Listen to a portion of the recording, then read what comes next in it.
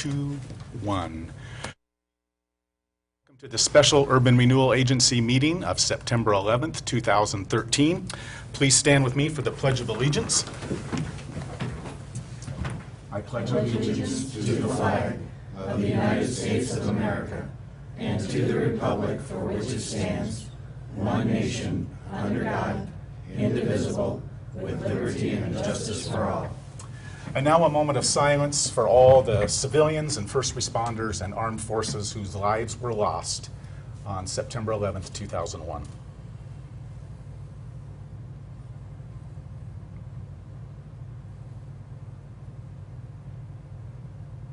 Thank you. You may be seated. Next item on the agenda is the consent agenda. Sir, I move to approve the consent agenda, which includes the approval of the minutes from the August 14th, 2013 Canby Urban Renewal Agency special meeting. Vice Chair Hodson has moved for approval of the minutes from the August 14th, 2013 meeting. Is there a second? Second. And a second by Commissioner Ryder. Discussion? All in favor, please say aye. Aye. Any opposed? And it carries 6-0. And next on the agenda is citizen input. Do we have any citizen input tonight? I don't have any yellow cards, but now's your opportunity. Seeing none, we'll move on to community announcements. Sue, do you have some? We just have one. After several weeks of annual maintenance work, the Canby Swim Center will reopen at 5 a.m. on Monday, September 16th. Very good. Thank you. And I believe Brian has an announcement. I do have one, Mr. Chair. Just got word, literally 15 minutes ago, walking into the building, that a project that we have been working very diligently on regarding South Ivy and the project, road improvements down there for sidewalks, roads, bike lanes, just all about making from South Township, I believe, to all the way down to Southeast 13th, making huge improvements. We had put in an application to the state improvement or state transportation improvement plan list, and we just got word today that we made the 100% list. Wow. So we will have that project funded. We have the funds already dedicated to match that, our contribution to it, and we will be seeing that get done, I think, here within the next couple of years. So that's a huge win for Canby in that part of town, and will direly or address some very dire needs over there. So congratulations to Matilda, worked very hard on that, and I know that the county commissioners were very forthright in trying to make sure that a lot of that money tried to stay to rural areas as much as possible, and so when I see those guys in the near future, I will thank them for beating that drum. So that's my announcement. It's a big win for Canby, so that's great. Big win. Wonderful. Any other comments on that? Just that Matilda also mentioned that it would include possibly a signal light at Township and Ivy as well. Great. So making the crossing lane and sidewalk situation, especially for kids going to school, much safer. Perfect.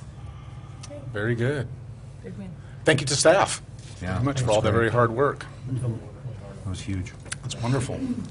All righty. Any more announcements? Seeing none, we'll move on to new business. And first up, we have presentation of Clackamas County Employment Lands online site search mapping tool. And it looks like Renata will be presenting that.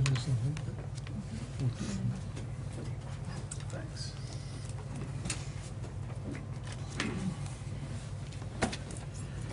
Thank you. Jamie Jock from Clackamas County had been planning to attend and present this herself. She called a few hours ago and because of illness could not. So I'm pinch hitting today, so please be patient.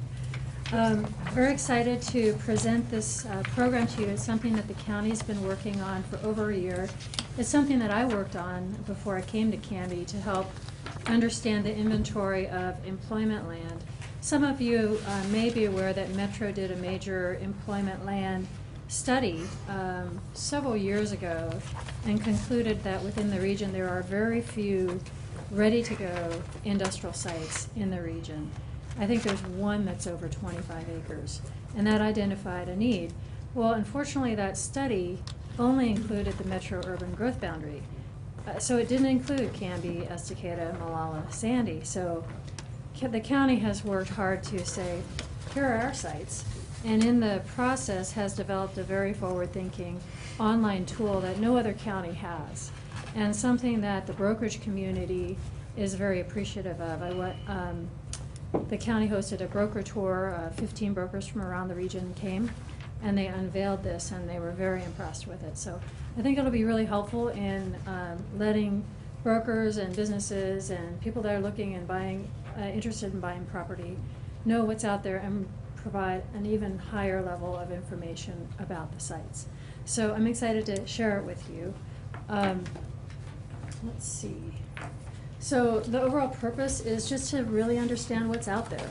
What is our vacant served employment line inventory, and which of them are ready to go? And the inventory shrinks quite a bit when you start talking about ready to go. They also were looking for opportunities to identify larger sites, ones that either are 15 acres or can be aggregated to be over 15 acres. And they were called development opportunity sites, and toward the end of the presentation you'll hear a more in-depth initiative to understand and market those sites even better. They met with economic developers around the county to understand the inventory, to get a firsthand perception about any constraints, whether they're environmental or transportation access, or, you know, just because it's on a map doesn't mean it's actually a developable site. So they really vetted these sites. Here's an example. Here's the list of the sites, a map of the sites that I worked with the county on. The green ones are the ones that are considered developable sites that are being marketed by this tool.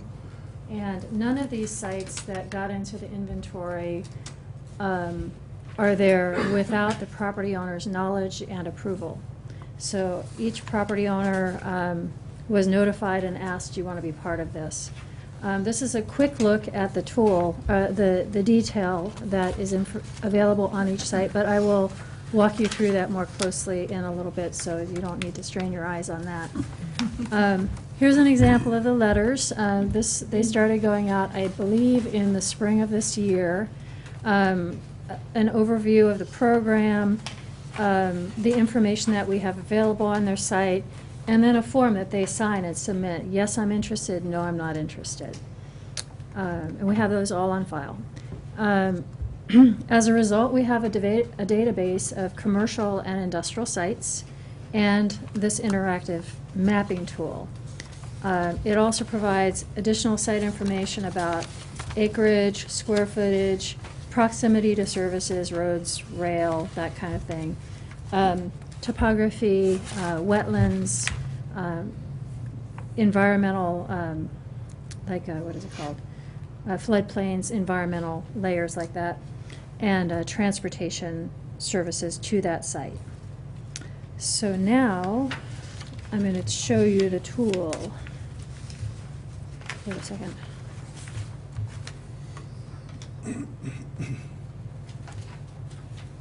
All right. So if you go to the website that you just saw on the screen, and you also have in your handout, this is what it would come up with. Even if none of the sites meet a description, there will always featured properties will come up, so never will you come up empty-handed. But I'm going to choose Canby, of course, and then I'm going to show you land, and we're going to choose industrial, and we're going to say any size, and we're not going to be picky. We'll see them all. So here is an inventory. It says there's 44 properties that are available in the Canby area. So why don't we choose this distinctive one here. This is our future Team Track site, by the way, which is one of the reasons I chose it. If you choose View Property, it brings that right up to the top of the list. Here You can show or hide map layers, so you can have fun with that. So let's show them. And I like to see things as aerials. So there you go, and you can turn off this industrial layer. And there's your site, although let's hide this layer now, so you can really kind of take a look at it. You can also play around with what you'd like to see, like floodplain you could check, or in this case, the site's not very impacted, no wetlands. It's good to know.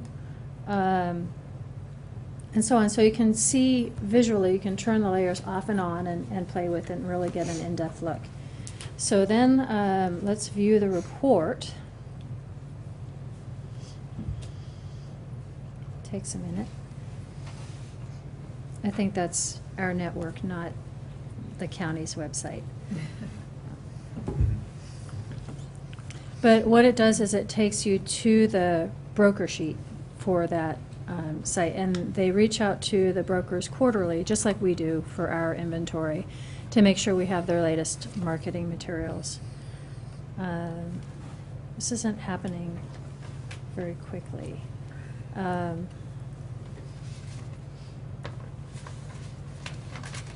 Why don't we assume we saw it and it's lovely, and you can see it later.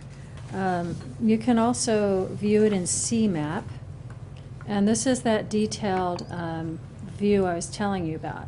So you can scroll down, and if it were a building, you'd be able to see the square feet, the year built, the last sale price. This one was sold for $2 million in 2007. That's useful to know if you're looking to buy the property and want to negotiate the price.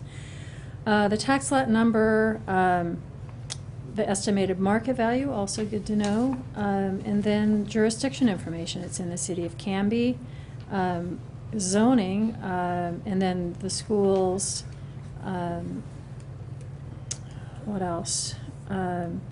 Various other information, the various districts that it's part of. If you want to know more about the fire district, it takes you right to their website.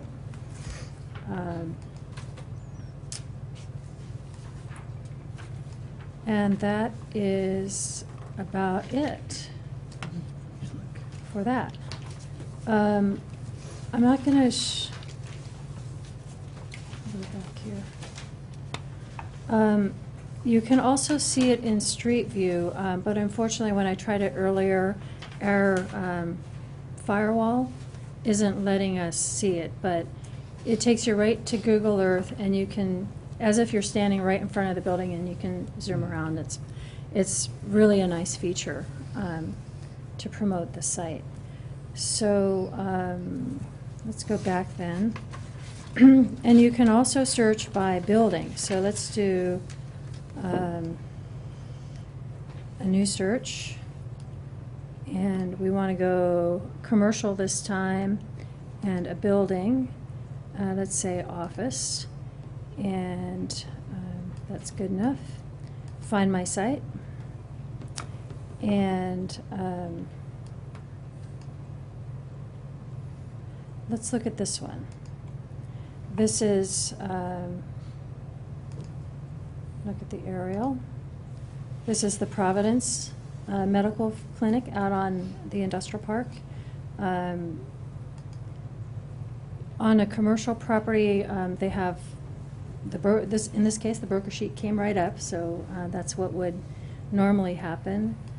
And you can view it in CMAP again, and pull up the various layers, and have, in this case, because there's a building on the site, it provides more information about that.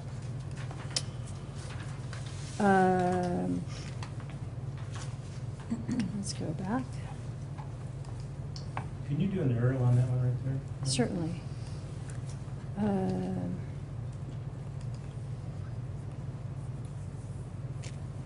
Perfect, thank you. Okay. Let me go. First back. map does not belong to us. I just wanted to see that. Oh.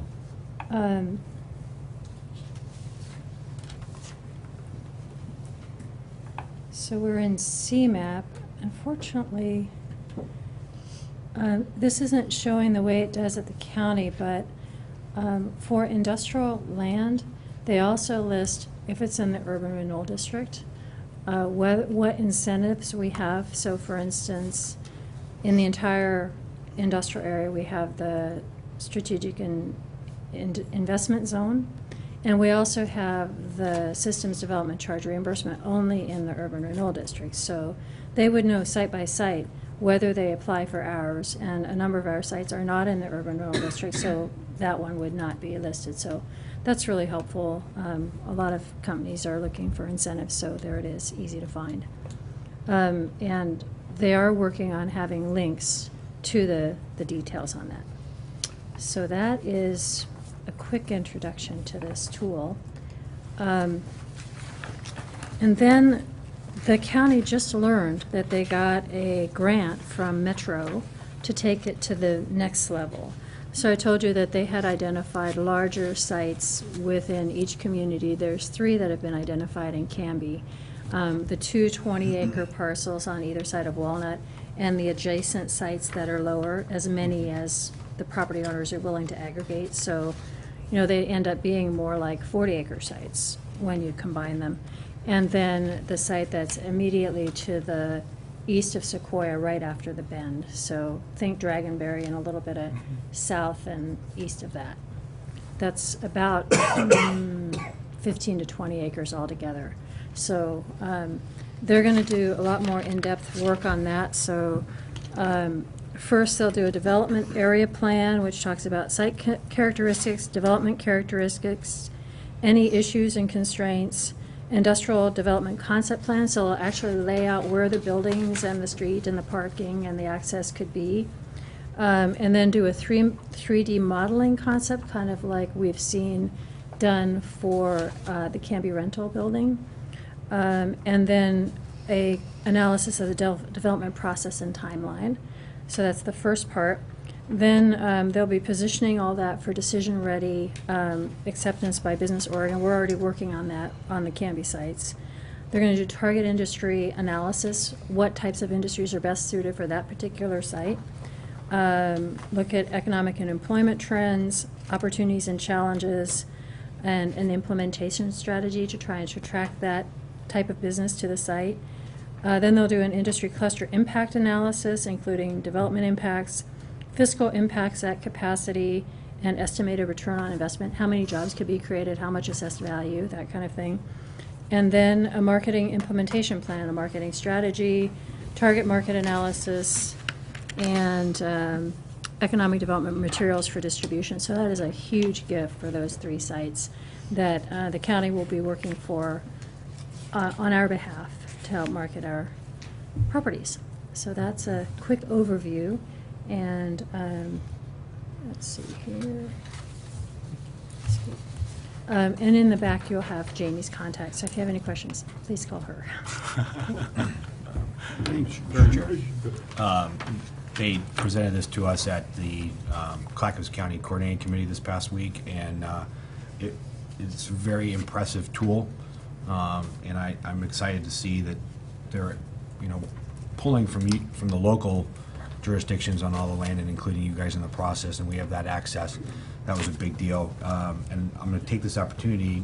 Renata got a lot of compliments from county staff, the economic development group there, for just her work in the industrial park and getting this information so that they could upload it so that it was ready to go. So thank you for that. They were very, they seem to call out you versus anyone else in the county. So, so thank you for that. It's, we're seeing and hearing more kicking of tires and slamming of doors in Canby to check things out. So, and that's part of it. So thank you for the work on this. This is great.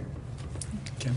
Do you know on this program, do they have any way of knowing how many hits there are per site or whatever, city? Or I know that question has been asked, and I believe the IT staff is looking at it. I don't know the answer, but it would be very nice to know, and they would love to see it happen if it's possible. I'm curious, and you might have said this, but I don't think so. How often is the inventory updated? I mean, if someday, Every quarter. just quarterly. Mm-hmm. So Well, bust and- out a few things in the industrial park, it could be 2-3 months before it's updated in the inventory. You know, if there was a big change, I'm sure they could make it on the fly. Okay, I was just curious. So, but regular updates will happen quarterly. Correct, and they want to make sure they have the various latest broker sheets from the brokers and so on. So it takes a while when you have so many sites to track. It's easier Sure. just to do it quarterly. Okay, I was just curious. Yeah, it's a lot to track. Yeah. Is it primarily up to the brokers to keep the inventory up to date? They give the economic development staff a chance as well. Okay. So for sure, so for instance, I would make sure our site Oh, great. is listed. Super. Great, Any other questions, discussion? Well, thank you, Renata. Great job. That's wonderful. thank you. And next on our agenda, we have the formation of Arts and Culture Action Alliance. And it looks like that's Jamie.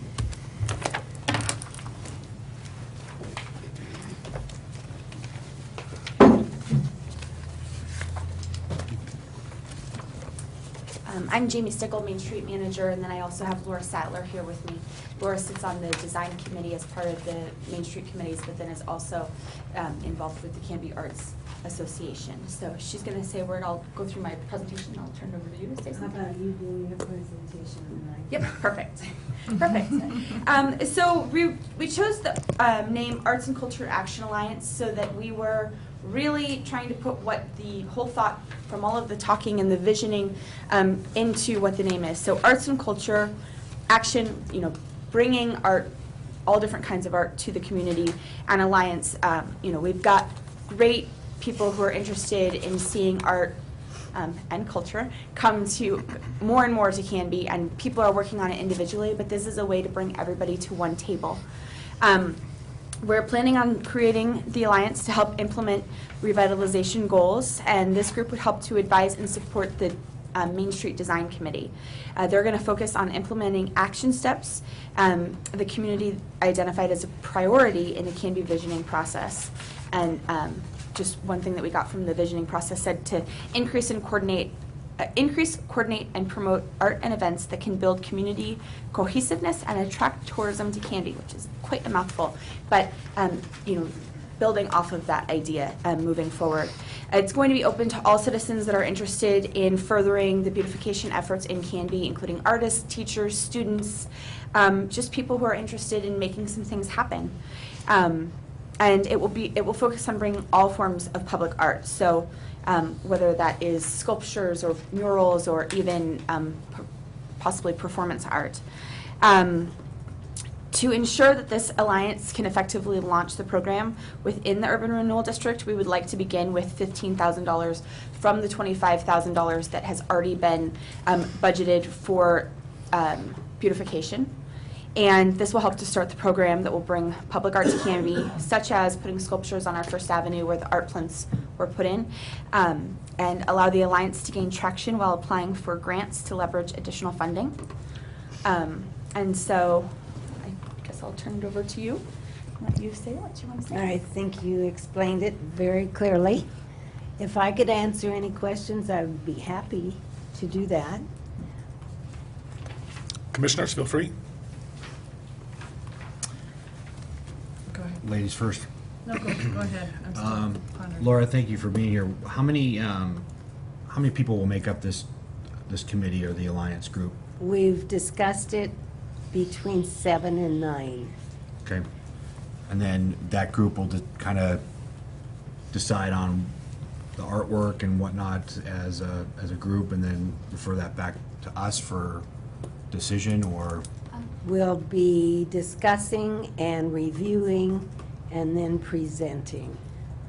And then just kind of to lay out, we were thinking that we would advertise, if you choose to proceed with this recommendation, that we would advertise for people to join the Alliance, then kind of do a best practices field trip. Right. Like Oswego has a great program, Milwaukee has a great program. There are great programs that are happening just all of the communities around us. So kind of learn what they do and how they do those programs, develop a criteria and a framework, and then bring that criteria and framework back to the urban renewal with a game plan for implementation. And then hopefully within and that would be in about 2 to 3 months after the start, if you choose to recommend it tonight. You let us know when you're having field trips. Absolutely. Sure. I seem to recall this discussion, I was in the design committee meeting when we were discussing this, and the board members, or the committee members, numbers 7 to 9, thought we were talking about a smaller committee of 5 to 7. We did talk about that at the last Actually, meeting. it started 3 to 5, then we thought that was too small, and then we kind of went too the other small. way. I thought we kind of settled on 5 to 7. We had talked about that. However, when you get 7 to 9, you're almost assured of getting 5.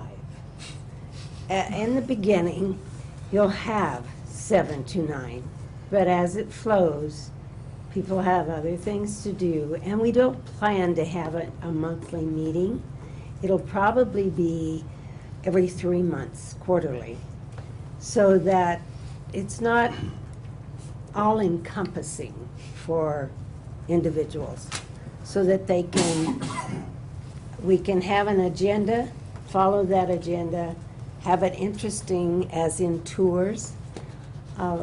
We have an affiliate who will definitely help us, and that is Clackamas County Arts Alliance, of which I'm a board member. So we do have that asset going for us. And any help we need, they will be guiding in some respects.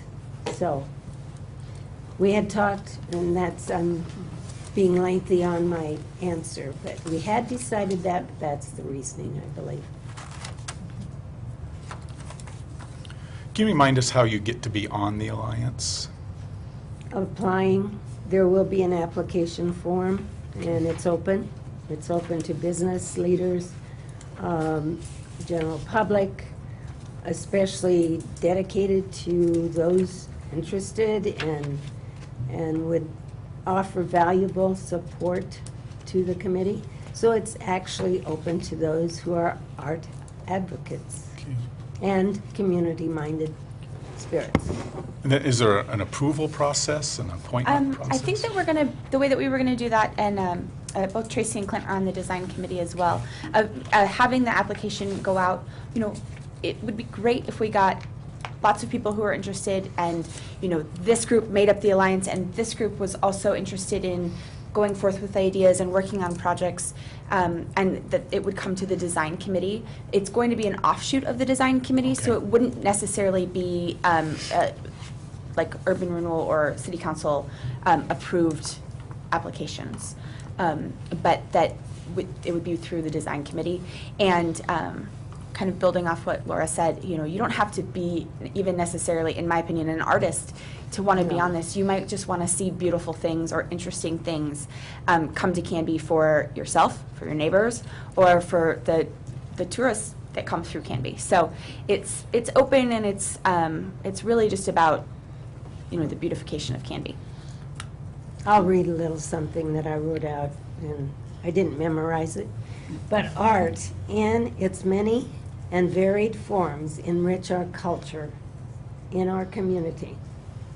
It inspires economic development and is an important element to our growth.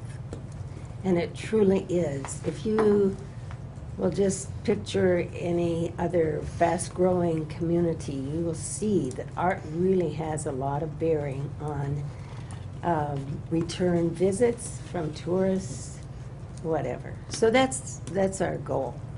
So make it beautiful, make it a welcoming mat for people visiting our city. Mr. Chair, one of my last questions that I have is regarding funding in general. One of the things that we've talked with Jamie about is with the Main Street program and whatnot, and the longevity once the urban renewal district closes. How do we continue to fund Main Streets? And the Kiss Summer Goodbye Party is a perfect example of one of those things that that we can do.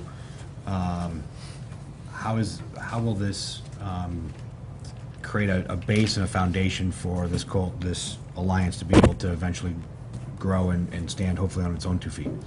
Well, Brian, there are many grants offered, and the grants are usually like Mount Hood Territorial Cultural and Tourism offer grants. That's right now being handled by the Chamber.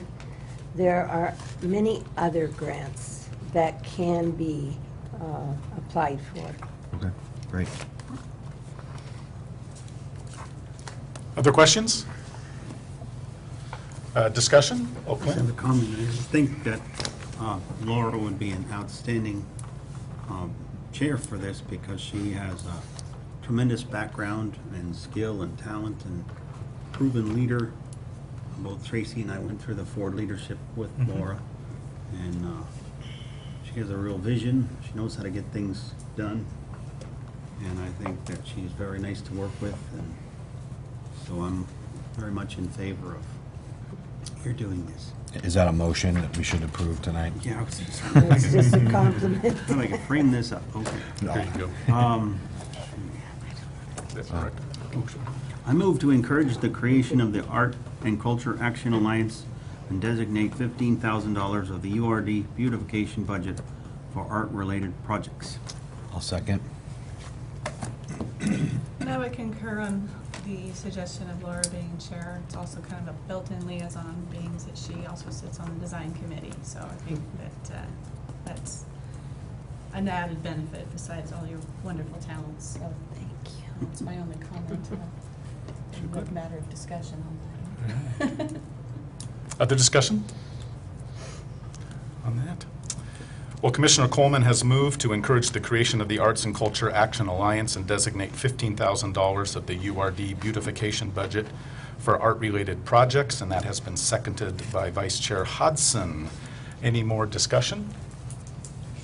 All those in favor say aye. Aye. Any opposed? And it carries 6-0. And Laura, it sounds like you get the bonus of the blessing to be the first de facto chairman. Thank you, thank you. Look forward to reports down the road. On behalf of Clackamas Arts Association, Clackamas County Arts Alliance, I personally would like to thank Greg, Renata, Jamie, and the Design Committee for your help and guidance through this request. Thank you very much. Thank you. Thank you, council members. Thank you. All right, next up on the agenda, item C is library siting feasibility study update. To set the stage a little bit for this, as you might recall, we had asked staff to go and explore some alternatives for an alternate library plan. And our first report out was scheduled to be in the October Urban Renewal Agency meeting. I was personally nervous about waiting that long. I have a habit in my career of liking frequent touch base points, frequent reports, so you can make good, quick sanity checks and churn the battleship when it's way out at sea and make little course corrections. And so I asked Administrator Ellis if we could have a bit of a touch base with Frank Berg of Frank Berg and Associates. And so myself and Vice Chair Hodson, and Commissioner Parker, and Greg and Amanda had a meeting last Friday to get a quick review, and I wound up somehow being the secretary, and our commissioners have the notes, word misspellings and all, in there. But tonight is not a proposal. There's no proposals to be made tonight. It's just an update. It's a report. And I'm going to turn it over to Greg to lead us through it. Thank you, Chairman Dale. And I think you were handed tonight the stuff that we got at the meeting last week that Mr. Berg handed us. And I'm just going to go through your notes if you don't mind. You bet. And the information Mr. Berg handed out. And there are also copies out in the audience. Oh, We need good. some that you can set out there for the audience to take a look at. And we'll just go to site one in the packet that was handed out. And what you're looking at is the current location. And what you see on there is a red line around what Mr. Berg proposed as the expansion of the library. And he's got a 25,875 square foot building. And one of the things he recommends is that the current building not be a second story, but be torn down. He says it's not the building that's the problem, the soil underneath is relatively soft. He guarantees the building would sink, no matter what you did. So it's not the building, it's the soil. So, and also any significant remodel of the existing building would require seismic updates. And that's on any building, I think before 1990 something, I think we became a zone 2 seismic area in about 1989 or something. So that has to be done. It says on your notes, adverse property acquisition. We thought, that might be the case, but actually I got a call from Mr. George Douglas today, and a very nice man. He said, we're not necessarily interested in selling, but we're not looking to hold up progress too, if that's something you want to do. So I told him, there's no decisions made, obviously, like as you stated, but he did indicate a willingness to sell if the city wanted to move forward. The other property right next to Mr. Douglas's to the west, I've been told that he is not interested in selling, but I haven't heard that from him specifically. I'm still pursuing that gentleman. So, but one of the things we talked about and is maybe not looking at the Douglas property on the east side that abuts Ivy, but a second story on the location that you see in red in the handout. And I think we've talked about, the possibility of a second story towards Holly Street that would house the City Hall administrative buildings. And also go back to the original idea of taking the current City Hall and making that kind of a community center, meeting hall, City Hall, chamber, council chamber, etc. So that is site 1. Do you want to clarify anything about I think you site 1? captured it. Anyone have any questions? I just have one question. So Greg, if I understand it correctly, all the building owners within this red dotted circle are open to discussion. Well, not the one at the east, in the red. Oh. I mean, I haven't talked to him yet. I've just been told he has a rental agency handling that property, and that person has been a go-between, and she told me that he did not return her phone call. And so she took that to mean he wasn't interested. So I haven't heard anything from him. I talked to Mr. Douglas today, and he told me how to get a hold of that guy. So I will be talking to him. Mr. Chair? Yes. Am I understanding you correctly that the proposed building on site 1 in this page here would be a 1-story building? As drawn here, what we're talking about, or do we already have? I think that was Mr. Berg's idea? But I think before the meeting was over, that was not, and correct me if I'm wrong. Yeah, it'd be Okay. We talked option about 1A, second story. which we'll get to. Yeah, okay. Okay, good, then I'll wait till the end. Well, you got an option 1A on there? On the notes, there is no picture. Okay. I'll hold my questions till the end then. Okay, so, and then also he, and we'll get to the budget because they're all pretty much the same. We can wait to do that. We'll do the options right now. So going to site option 2, that is between Grant and Holly on Third, and it consists of what is known as the Andrus Building, and also the 2 new properties that abut, well, the house faces Third Avenue, and there's another little small house that's on the corner of Holly and the alley, right by KeyBank. And so that is option 2. Let's see, possibility of turning Third Avenue between Grant and Holly into pedestrian plaza was an idea. He said skeptical about incorporating the Andrus building. Can only be used for offices. It was built not for stack or load capacity that would be required for anything other than offices. I think the way he said it, correct me if I'm wrong, but that's what I heard him say. The first and second story both could be used for offices, like for the city hall and for That's what he- Yeah. Couldn't put stacks in it. Yeah. was the main- So but like- you could use it for a council chamber upstairs, let's say, in the offices downstairs, or vice versa. Could. The weight concern was, See down the bottom. for Frank Bird was the concern, because when you start, the books and file cabinets change load capacity on the floor. So that was the one of the concerns with the Andrus building.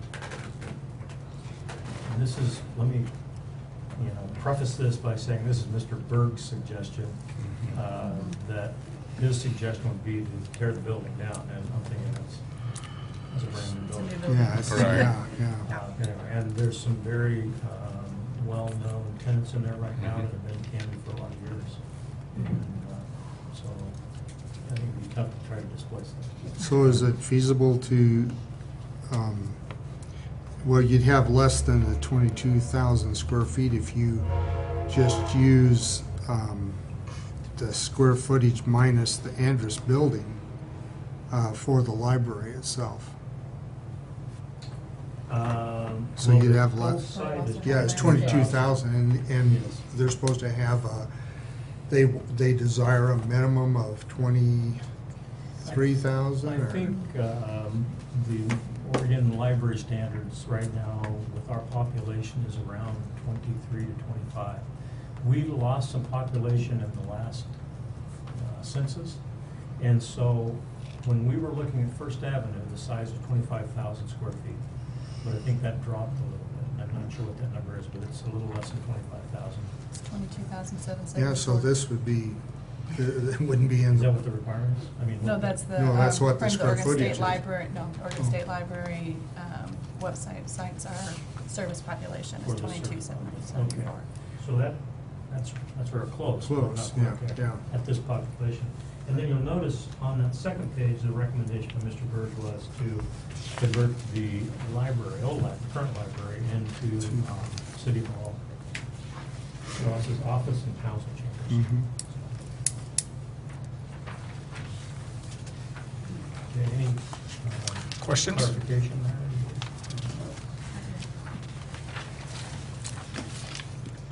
And going to site option number 3, I was kind of surprised to see this on the list, but somewhere it came up as somebody said, well, let's consider it. So, Mr. Bird, well, let's consider it. And it's not, I mean, it's one of those things where there's no bad ideas, but this might be an exception. I'm sorry. That's No, not- I agree. But the site we're looking at is the industrial property that the city currently owns in Canby Pioneer Industrial Park. The zoning is okay, and I think, as I pointed out at our meeting, you can put a government building in any zone. It's an outright allowed use. So, we already own the property, there's lots of room for parking.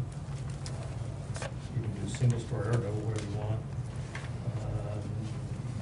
Downside, far from downtown Away Park, obviously, there's no commercial nexus to food, activities, shop, auto travel, stuff. So that was the third option presented by Mr. Burke. Any clarification on the budget? Questions? Wouldn't be any large banging by any of the industries in that area, would there? Well, Disturb the readers. Not that we've got a Just train the- that doesn't go through there. Just the trucks, Yeah. yeah. So, no further. I have a question. Yes. One of the things I was really impressed with when we saw that 3D design that Renata showed us was if it's determined if a location is deemed appropriate, would that 3D design study be a useful tool if you were to, say, reconfigure a 2-story library versus going through a traditional architecture format? I think it would, because a lot of people are visual. It's better if you can see what Sam's talking about. Yeah. And when FFA was making a presentation, they had that visual too. Oh, okay, yeah. And they showed the building from all different sides, and I think it was very helpful to the people that came and were looking at the design. So I think it would be helpful. It's probably something we very easily do. I have another question for you. Based on your experience, if you were to go back to the current location, let's say that some of those building owners wouldn't participate, they weren't willing to sell. How long do you give that to, until you determine that that's not a viable option? Till. In other words, in negotiating, you really kind of want to flush them out of the brush, and if you want to pursue that option, if you don't have the parties willing to come to the table and sell, that really makes that That's it. a It's a non-starter. non-issue then. Yeah, I think it's as long as it takes to get to yes or no. And so far, everybody's been fairly open. Mr. Frail would be very willing to sell his property under certain conditions. Mr. Douglas also, but he's not looking to sell. But he said he wouldn't want to hold up progress in the city, as the way he put it. And so, sure, we've come to terms, is what he said. So, but he's very happy where he's at. My opinion would be if you couldn't, if that was the site you were zeroing in on, and if you couldn't get them flushed out of the brush by the end of the year, I would think, time is not your friend. Yeah, and I don't think it should take that long. Okay. And I think the meeting we had, I think the consensus was that Mr. Douglas's property is not necessarily needed, because the options shown by Mr. Bird were all one story with, well, actually, it was a two-story on Mr. Douglas's property, 7,500 square feet per floor, but that included the council chamber also. The second option we're talking about, where there's a second floor on the current site and expanding behind the current library, there was a second story, but it was admin only, and council chamber went to the current city hall, which was in the original plan, renovate that building to become community center, city hall, or I'm sorry, council chamber, community center, so that's kind of the way I remember the discussion. So are they, on the existing library building, that they can't, would have to go through a lot of seismic upgrade? Are they talking about we'd have to tear that down and just build the whole total area for a new library, single story? That's what he's recommending. Yeah, That's okay. what I heard. He's Not recommending. single story, two-story, Pardon? 2 floors. Yeah, Two- not the whole, not a second story. But again, Yeah, knock because down I the thought building, why because of wouldn't the you just make- ground, Why because would of you the, make a second story in the whole thing? Well, if you're gonna knock it down and start over, why wouldn't you? $5 million. Okay. I mean, because right now we're talking, I think we were talking, that's a let's say 25,000. 5,000. That's the footprint, and then you've got to take out of that landscaping. And so let's say you get to a 23,000 square foot building, you put 11,000 up there for admin, that, as we'll get to, is $5 million, 5.5 million actually. So we got, if money's no issue, let's build a 3-story. But I think it is an issue. but what's the groundwork problem? It's soft? Yeah, see, this building was built with certain things under it to withstand a certain load. And if you start putting a second story. Oh, on a second, the okay, existing- okay, but if you eliminate that, then, Yeah. yeah. Yeah, you can, see what you do is you take that out of there and then you calculate, or you engineer a building 2 stories to withstand the load. You put Right. Bigger footings, you put, Mhm. you go down to base Mhm. however you do it. Mhm. I'm not a builder, so. Okay. So, do you want to talk about funding, or you want to talk about some of the other issues or ideas that came out of the meeting, for instance, the police station? Ideas. Want to do ideas? Good, that's fun. Clint likes ideas, it's good. Well, one of the things that came out was the possibility of making this police station, tearing it down, making that admin. and keeping it one story over here on the current site, expanding on that site. And we don't know the price on that yet, but I think Mr. Berg is looking at that. But that was an option, I think, that you said go ahead and have him, you know. It Yeah, was a there's- free ask, I think is the way you put it. So let's Right. ask. He said it would be pretty cheap to ask the question. Yeah. And so there's been a lot of interest in what to do about the police station.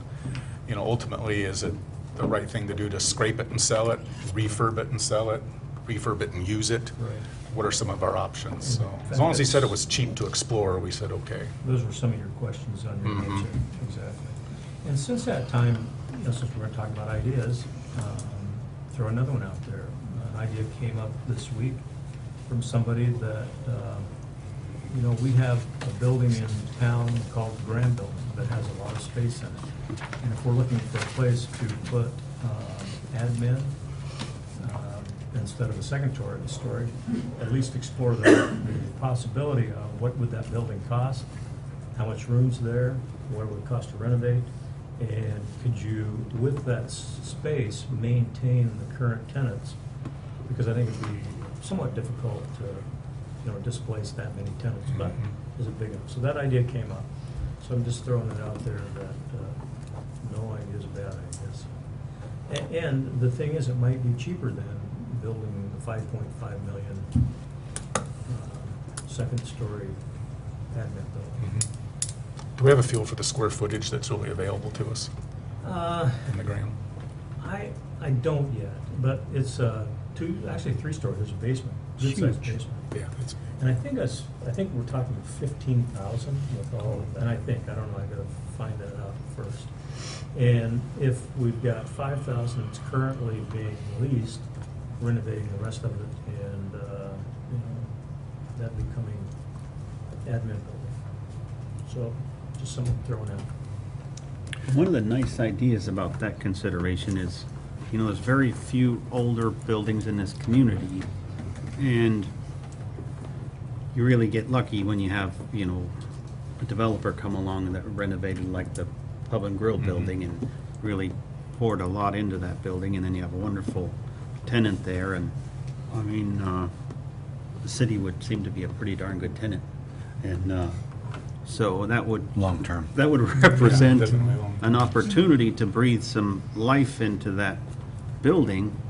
And I think that a city's presence needs to be in a very central location in a downtown. And I think, you know, that I would think would be worthwhile looking at the cost of purchase and rehabilitation versus, you know, building something from scratch. I think you'd have a hard time gaining that kind of space for anywhere near what you could purchase that for and rehabilitate it. And the other option, I think, is to compare, you know, if you were to able to do this, a new building on 3rd Avenue with maybe an upstairs on half of it, versus if you did a redesign on a 2-story on 2nd Avenue and compared those costs.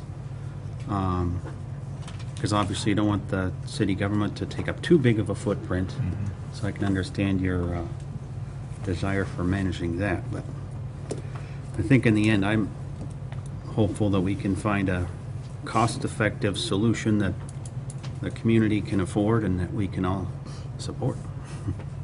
Tim? Yes, sir. I want to make sure we don't get in a situation we've been before, where we're asking staff to work on research where we've already addressed the policy issue.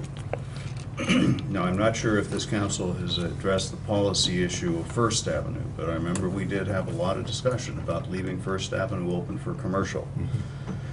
So if we still feel that way, we can save some time, because I feel like we're wasting time on some of these things.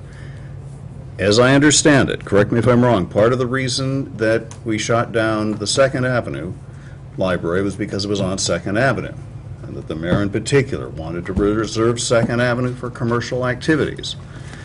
So I I want to make sure we don't get the cart before the horse here, and that we're doing staff work, and there's scope creep, and we end up spending a little bit more money, and we spend more time. And then we come back to a policy question that none of us agree with, or at least not a majority. You know, frankly, I think First Avenue especially should be reserved for commercial, and that we should sell that property. The police station property? Yeah. I agree. And so, if so, then should we just tell Greg, don't do that, don't spend time doing that, conserve staff time? Right. And the same is with Second Avenue.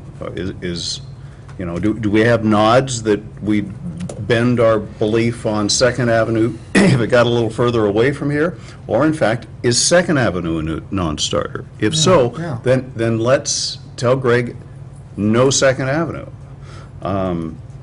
You know, I'm worried about that cumulative clock that we've got going on staff time and staff resources.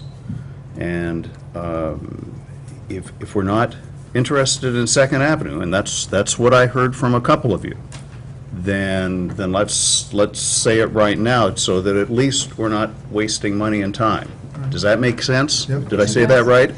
If I could add something to that, I don't believe that you can eliminate Second Avenue until you have assurances on Third Avenue. I think we've eliminated that possibility. We want to use this for commercial. That's what we voted on. That's what we expressed our views on when we voted no for Second Avenue. This is for commercial. But if you can't solve your problem on Then we have Third to Avenue, look somewhere else.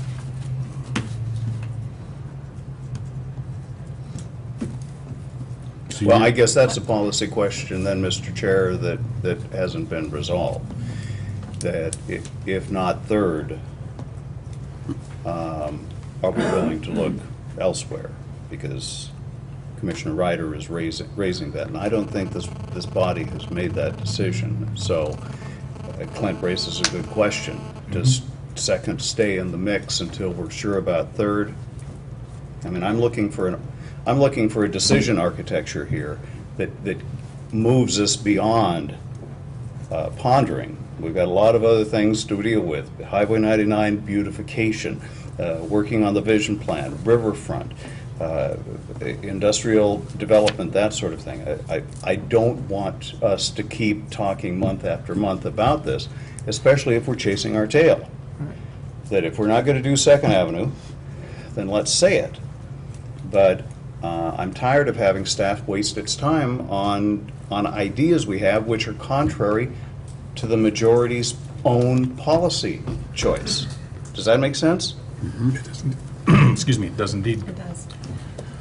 So, and that's a good discussion on Second Avenue. Do we feel different about an existing older building at Graham than we do about the potential for, I don't want to say bare dirt because it's not, but the more empty spaces on Second Avenue in this block? I'd have to, going back to the conversation on Second, I'm not real excited about taking, the Graham building off the, off the rolls and going back to the police station. Yeah, I'd like to see that get sold. If going back and looking at Third Avenue option, there are those pieces of property that we have in this block that we're going to need to sell off to be able to do some of the things that we want to do with regards to that particular project. So I'm not opposed if we can't, it sounds like to me we have potentially something working out with the people, the property owner directly behind the library, and that gives us a start point, so I think it's still worth pursuing and looking at, is that the square footage or the footprint that we go with, because that's what we have right now, and does that cut down on the cost, and does that mean that we build what we can with the 9 million that we have, and if that means that we make some moves regarding city staff later on when time and funds permit, and we've, it's almost, looking at that, it's master planning that block, you know, if we've got interested parties to it, how do we do what we can with the money that we have? And, you know, I know that Haley's working on a capital improvement plan, and those are the pieces maybe that maybe fell to the top of the list in that plan in terms of, you know, how does that project get finished? Where do we find those funds? So I, you know, to Commissioner Parker's point, you know, I see Graham as being on Second Avenue and needing to leave it as an office space for downtown. And also, yeah, moving on what we need to do with the police station. Scrape it, sell it as is. You know, I think it's a prime piece of real estate for commercial development. So. Other discussion? Yes, thank you, Mr. Chair. The one thing that really stuck out to me was that in all three of these options, none of them really reflect what we were asking for, at least what I remember asking for in the first place, and that was a 2-floor building on Third Avenue. Twice our planning commission denied our proposal for the first Second Avenue because it didn't have second floor. We're still going to need a second floor. Doesn't matter if it's on Second Avenue or Third Avenue, you're going to have a second floor. We've made private sector do it. We can't expect to pass for the city. Code is code. So therefore, it's going to cost more. Whether it was the proposals that we have for Second Avenue, those cost estimates weren't accurate because it didn't include a second floor. Second floor is going to cost more. We need to look at a realistic plan that is going to meet code, is going to meet our needs, is going to put city services on the second floor, library on the first floor. If council chambers isn't involved in that piece because we don't have enough room, we can stay here for the time being. I mean, really, do we have to be part of the plan right now? I think if we're going to phase things, we're the first phase to get knocked to the bottom of the list. We need to get staff in the library taken care of. I'm fine with staying right here in this room until we save up the money to refurbish this one next door and move in there when we have the money. Doesn't have to be anytime real soon. The other idea I thought about here when looking in the little red box, if you're only looking at a 1-floor building on the